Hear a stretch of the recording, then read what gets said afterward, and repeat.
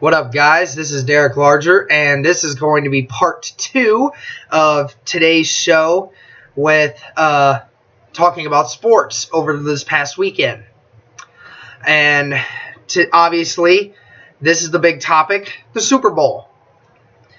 And I would just like to say, wow. Like, just wow. Like, I'm still in shock of how that game went down. First off, I would just like to say to all my viewers out there that are watching this, go onto my Twitter page and view or vote on my poll that I just put out. That's about who's the better quarterback, Andrew Luck or Jameis Winston. I'm trying to debate this with my friend right now. He's still trying to get me to say that Jameis Winston's the best quarterback of all time or whatever. Just go out there and vote.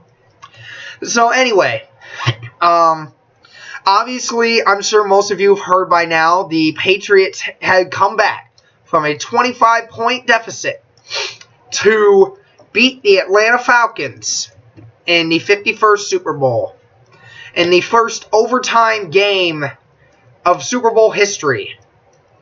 And where do I begin? I mean, this has to be the most interesting Super Bowl I've ever watched. I mean, I will run through the gameplay with you guys as I watched it, as I experienced it. I'm thinking after the first quarter, I'm like, I saw something that said Chris Berman thought this is going to be a low-scoring game before the game started. I thought for a minute he might actually be right. I'm surprised no one has scored yet. And then the Falcons get that touchdown. I thought nothing of it. And then the Falcons score another touchdown. It's 14-0. You know, I didn't really think much of it then. I was like, that's a 2-score game. It doesn't matter. You know, Patriots could do something at the moment. And then when Brady threw that pick six, I thought, wow, this might actually be the game that this might be a blowout at this point. This is what I was thinking at the time. And we knew the memes were coming out. The internet exploded with it, as creating the Falcons corner that caught that interception for the pick six, recreating him as the Lombardi Trophy and Tom Brady trying to catch after him. That was definitely funny to see. And then it being 28-3 at one point. I would just like to say the commercial stunk. The only one that I really liked was the one with Cam Newton dressed as a Pee Wee football player. The whole commercial did make me laugh. That was probably the only one that did. And the T-Mobile commercials were very uncomfortable for me. Verizon and T-Mobile got into a Twitter war during the game and after the game as well. Make sure you all check that out. And then the Lady Gaga halftime show, I definitely thought it was pretty good. It wasn't one of those things where it's like, you know, there wasn't a whole lot you could say bad about it. You know, it wasn't anything spectacular, but it wasn't anything that had any flaws in it, I would like to say. Although the internet did explode with the who did it better meme with SpongeBob hanging from the roof of the Krusty Krab or Lady Gaga hanging from the roof of the Super Bowl. Anyway, back to the game. After the Patriots scored that touchdown in the fourth quarter, I thought, I'm not too worried about it. If the Falcons go down and score again, it basically cancels it out. And then Tom Brady scores that other one. And then I'm like, oh man, it's a game. Atlanta's got to do something. They didn't score. And then the Patriots go down and score again to put it within one score. I'm thinking, oh my gosh, this is crazy. I didn't know what to think of it at that point. I was in shock. And then Julio Jones makes that great catch down the sidelines, and I'm screaming that Julio Jones is not a human being. I mean, it was amazing. It was a great catch. And then Matt Ryan gets sacked twice. Gets sacked twice in a row. And they were in field goal position. They could have put the game away. All Matt Ryan had to do was just not lose 20 yards. But he lost 20 yards. The one thing that just couldn't happen, they choked it away. And then it gave Tom Brady the chance to tie the game up.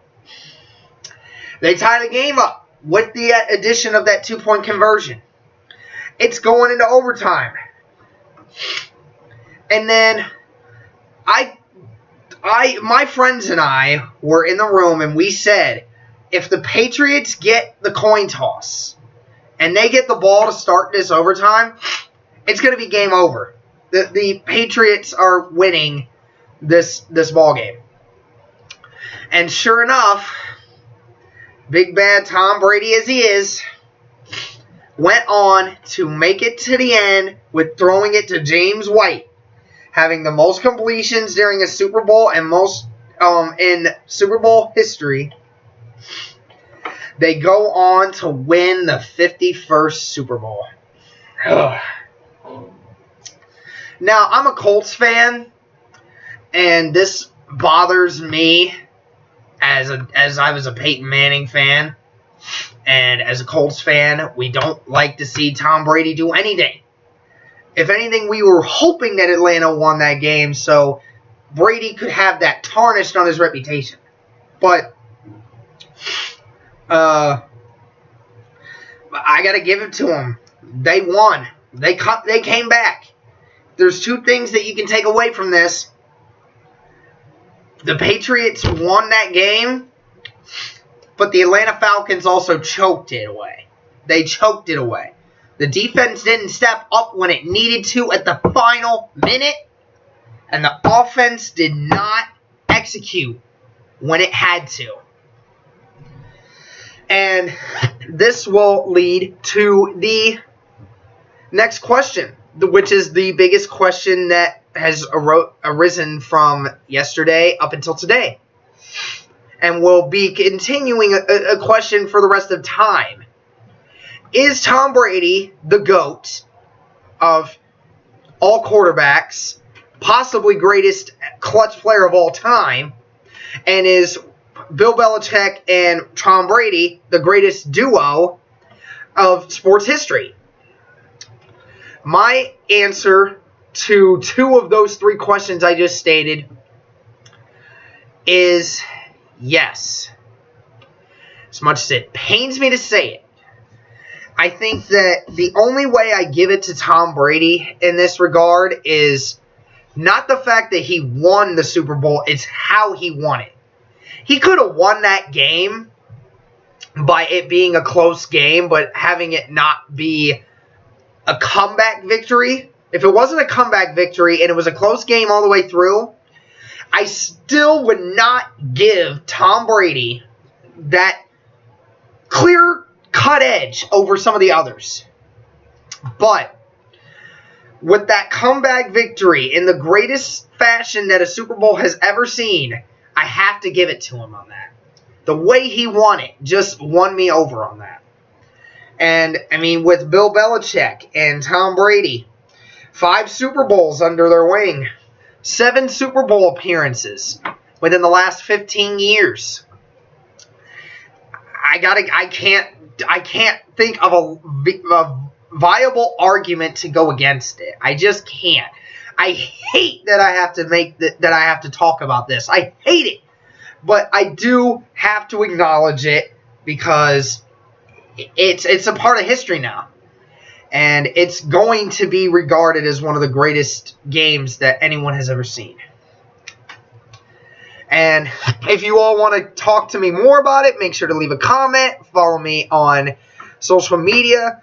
And I will continue to talk more about these stories of the hangover of the Super Bowl and more stories later to come.